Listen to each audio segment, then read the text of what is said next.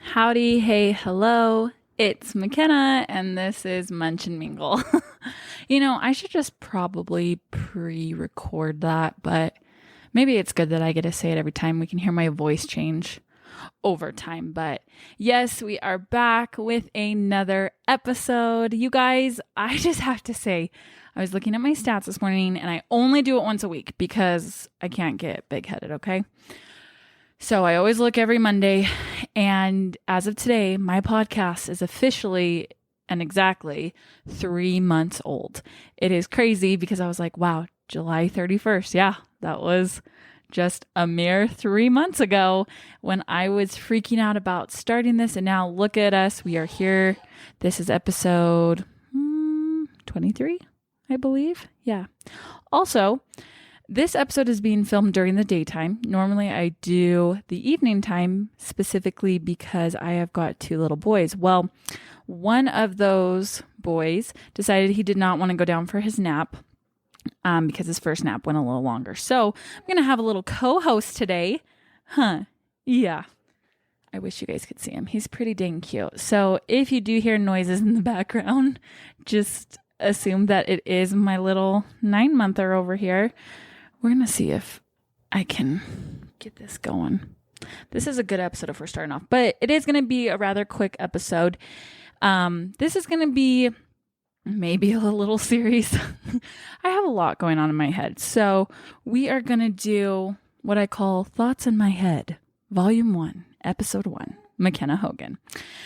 These are just some things that I knew I had this week open specifically for topic. And you guys, I have a running list on my phone of different topics that I want to talk about here. So I have like a bunch to choose from. But as you guys know, I'm a feeler. Is that an empath? I always ask that. I'm pretty sure that's what it is.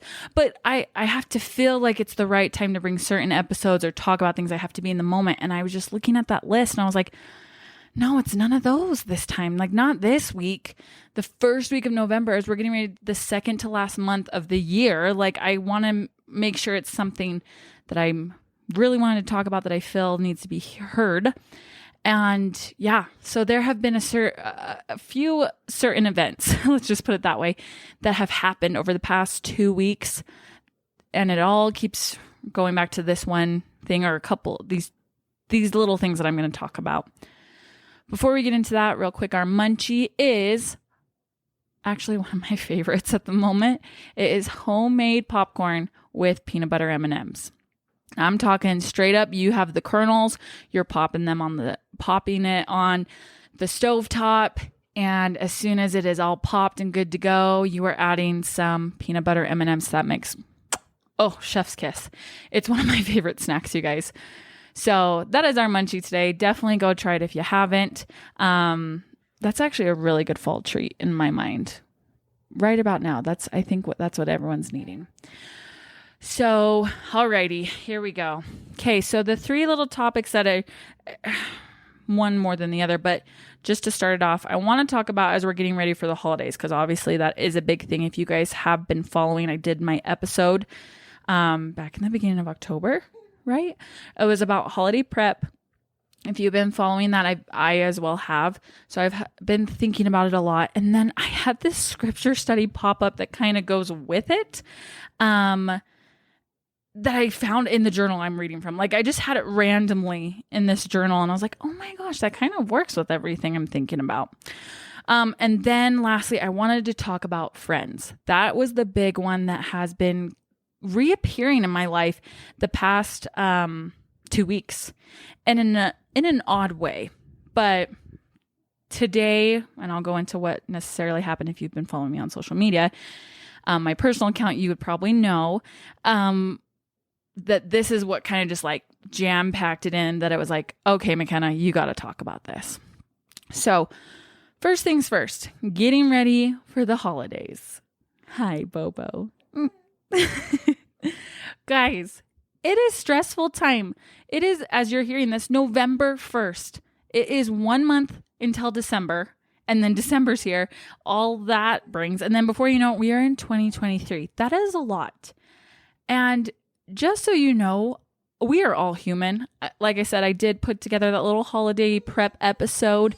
I've been putting out the graphics or little posts that I've made to help kind of keep you on track. I'm pretty sure I had the one put up today for November. But guys, even me who made these own tips still has the moment where I'm like, oh, this is just causing me so much distress. Okay. Do we need to be held, my little co-host? Guys, he's my touch baby. Like, Baker was kind of touch, but Bobo is very, very touchy. So, don't mind me. Okay. As we are on Munch and Mingle, we are raw and real. So, we'll see if I edit that out, but I usually don't edit anything. Alrighty. Anyway, so holidays. It's crazy. It's stressful. Everything. But the other day I was sitting there and I was like, oh, shoot. We got to make sure that we have everything ready and in plan, even though I had it planned. But it just like, it's so funny how that worry can just get to you automatically, even when you have a plan. And so it was actually Britton who had to be like, hey, sweetheart, we're good. We've got this all figured out. And I was like, oh, yeah. So I just wanted to put this out there for anyone else who's feeling it. You guys, it's totally normal. But it was also just a wake up to me like, okay, if I am really this worried about making sure that Baker has enough gifts, are we really doing the right thing? Just doing those little 4 categories that we've talked about. That's what kind of was a opening to me that I'm like, who cares in this moment? What is the real reason for the season? Why am I so worried that I have to keep up with everyone else for my kids? Like, I'm the one who sets the tone, both Britton and I. We are the ones who set the tone for our kids, for our family. And something that we have decided to make a very big priority this year is, obviously, I know I'm doing my service project, but that's something Britton and I have like talked about, like, hey, we want to make sure that we are putting a lot of concentrated effort into that. And showing our boys, like, when we get together to put all the kids together, like, our boys are going to be there, our families are going to be there. It's going to be something that we really want to be the main focus. And like I told you before in that episode when we were talking about this, when Britton did certain service projects during Christmas, those are the Christmases he remembers the most, and being with his family and all that. And so that's what I'm like, wait, we're the ones setting the tone. We do not need to be worried that my kid is only getting 4 gifts, because there's so much more than just gifts, right? So that was kind of my little thing, is, you know, and also if you are worrying about gifts, because it is a stressful time, you guys, it's hard out there. Here's my biggest advice that I've had to tell myself is, you know what?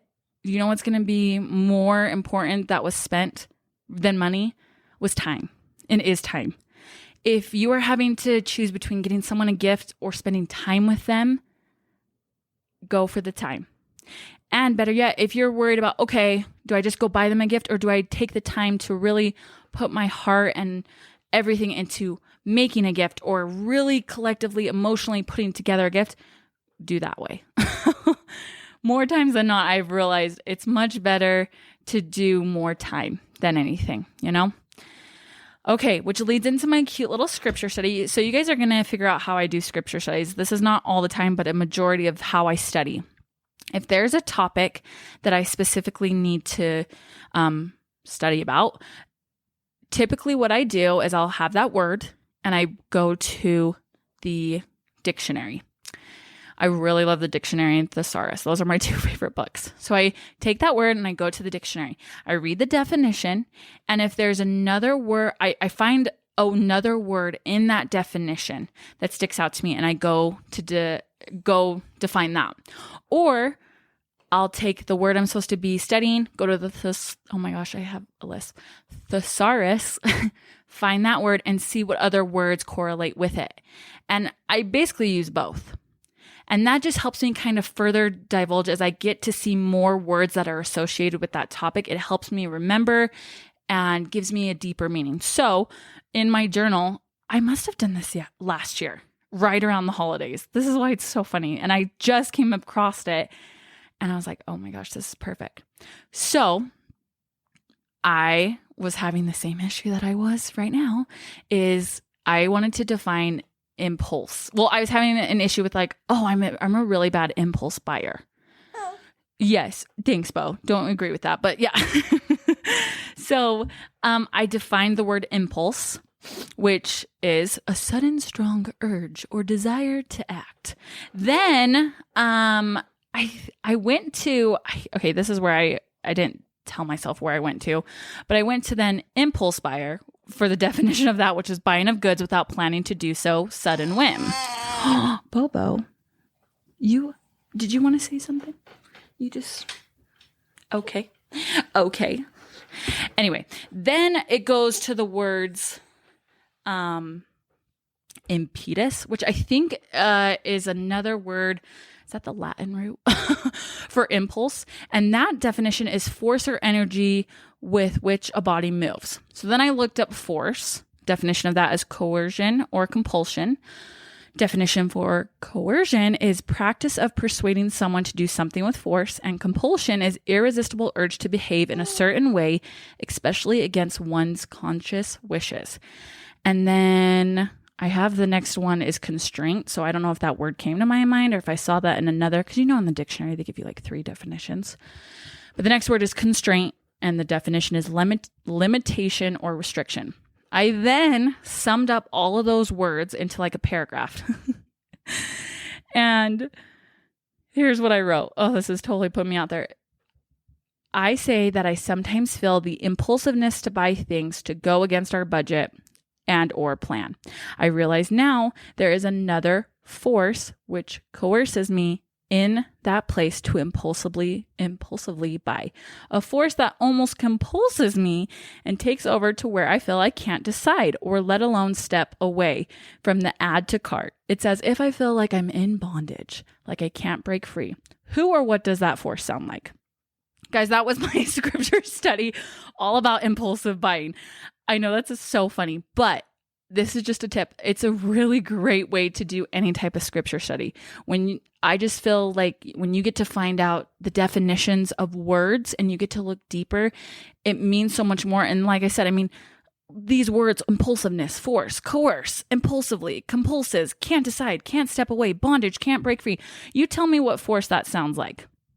Because for me, that's why it hit pretty impactful that I was like, oh my gosh, I am letting this darker force be in control of how I spend my money and my family's budget? No way.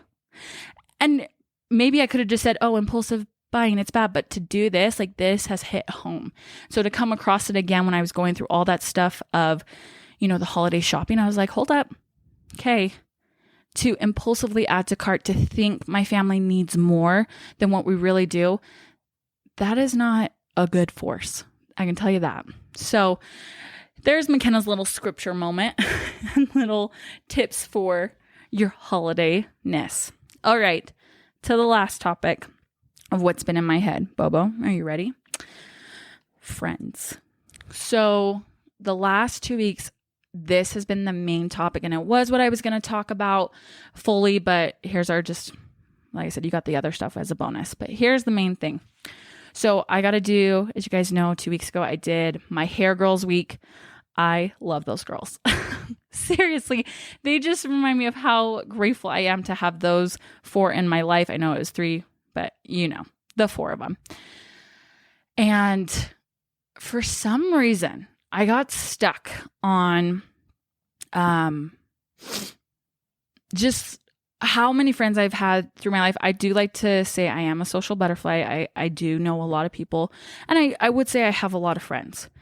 But I just had this thought in my head, like, I need to make sure that my boys know, like, it is important to me that they have good friends, with my friends, my parents know my friends, and I know my friends' parents. Growing up, that was always the big thing. My mom was very big on that. If we ever went to friends' houses, she had to know our friends' parents. She would never just willingly let us go to a new person's house without meeting the friend, meeting their parents. It was a whole thing. And I remember at the time I was like, Mom, this is so embarrassing. But without a doubt, I am doing that. and I really have blessed from that. It created a pattern. Even, as I got older, I really kind of just stuck to my main friends. Like, as you heard in my divorce episode, through junior high, it was Carolyn. My family knows Carolyn's families. Through high school, it was Cammie. My family knows Cammie's family. I know them. Like, it's a whole thing. So as I got into college, obviously, it was different. I was on my own. So I wasn't having to account or tell my parents who I'm going to hang out with. But it was amazing the habits that I had built up to that point that somehow my friends still ended up knowing my family, Shuffle, who we need to get on as well. Her name's not Shuffle, by the way. That's just her nickname. But we will get her on and she'll explain it. She was a really close friend through college, and I knew her family. My family knew her. Like, that was the whole thing. So it still continued even into my college years and whatnot. And so I was just thinking about that, and I was getting a little sad. I was like, oh, I don't get to see Carolyn as much. She's out of the state. Cammie lives in Davis County, and now Shuffle just moved out of the state. So I was feeling all bad. I was like, oh, I don't get to see my friends as much. And those aren't my only friends, I still have a lot of other friends here. But it was just like something that I was going through that I was like, oh, am I not spending enough time with my friends? But it made me realize, hey, there are certain times and phases in your life that there will be certain friends who will be in your life more prominently than other times. Right now, I'm married and I have 2 young kids, and a lot of my other friends are young. They have young, small little families too. So just priorities have changed and differences, and that's okay. And that's what I was thinking on, like, oh my gosh, like, it's okay. And that's a good thing. You want to have what I kind of use this verbiage on my social media. You want to have a best friend vault where they're tucked away, they're like golden platinum friends, and all my friends are. And I know I can go and talk to them if I need anything. I know that they have my back. I have theirs, even if we're not seeing each other every day, if we don't live around each other. And so I was having all these emotions. Well, then of course, wouldn't you know it, that during all of this, as I'm feeling all good and loving all my friends, I had this experience that made me feel so down. There were just some girls that I was like, oh my gosh, we have so much in common. Just, we are in the same phases of life. This is great. Trying to get together with them and whatnot. And I don't even know how to say this because I don't want to go too much into it. But basically, I did not fit the mold necessarily of, I guess, the type of friend they were wanting, right? And normally, I don't care. Because like I said, there's so many other priorities, but for some reason, this one hit home. Like, it hit really hard. And I was like, wait, what? This doesn't make sense. Like, was it me? Is there something I'm doing? And I had a really good conversation with one of my friends from the vault. And we were talking, and I just kind of opened up to her, and I explained more in depth of the situation. And it kind of came down to, I don't think I'm at the necessary status of these girls that I thought, I thought we had way more in common, but for some reason, like, there's different statuses. And even in our late 20s, there still are those statuses. And I just didn't get up to that status. And this friend who I was talking to, she has been through all the types of friends, but we were just talking, and I was like, hey, in high school, you were of the higher status. You were with the popular crew and whatnot. You were at the popular table. What was that like? And we just started talking about it. And she's like, honestly, yeah, I was. She had a really good look on it. She said she kind of had to be. I was like, what are you talking about? She's like, well, just where my family is, we had, what is it? How do I say this? Basically, if she wouldn't have been in it, she would have been torn apart just because of certain things in her life, how her family was viewed. And she just went to that school that it was like, if you don't come hang out with us, we're going to make it extra weird as to why you're not hanging out with us. I know that's kind of confusing, but just trust me.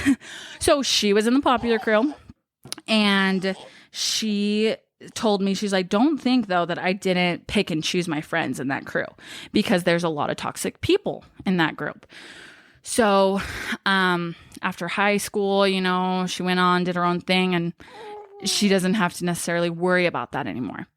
But I was asking her, I was like, okay, so let's just talk about this, you know, because I'm feeling all sour and sad that I guess, yeah, internally it kind of hurt my inner child that I was like, what? It's like these girls don't want me to be in their group. So what happens when you get in the group? You know, when we were talking, I said, so you're here, right? You hit that status mark. What then goes from there? And it was so interesting. She's like, you know, it's so more toxic once you're in, because no one wants to lose their spot, right? There's only a certain number of spots in that group. And so most of the time, what you spend doing in that cliquey, statusy group is you're putting down others to convince those in the group around you that I'm valid in this spot. I'm worthy to be in this spot because look at these other people. No, you don't want them. You want to keep me. And so most of the time it's just spent putting down others so that you can put yourself up to the people around you. But it's kind of ironic because that's what you all are doing. So it's like, wait, you all, if you think about it long enough, it hurts your head. And it just blew my mind. I was like, oh my gosh. And I even said, so did you ever really feel like you had real friends if you're just spent all this time trying to personify how you're so great, but you're not able to just relax and just be with friends? And I mean, luckily for her, she found some really good friends out of that group. And since being out of high school, like, they are real people. But there are some people who don't ever leave that, you know? And that's what made me realize, wow, you know what? As much as it hurt me in that moment that I could still be 28 years old, married with 2 kids, and somehow not be accepted into a group, I am so glad I'm not, because to put other people down is not my nature. I would never do that just to put myself up. I, in my life, have been bullied, not just with friends, you know, through family. And it became a big thing of mine that I will never do that to someone else because of how much it hurt me. So it was just crazy to see, like, wow, I almost went right back to it because it was something that I thought I still needed.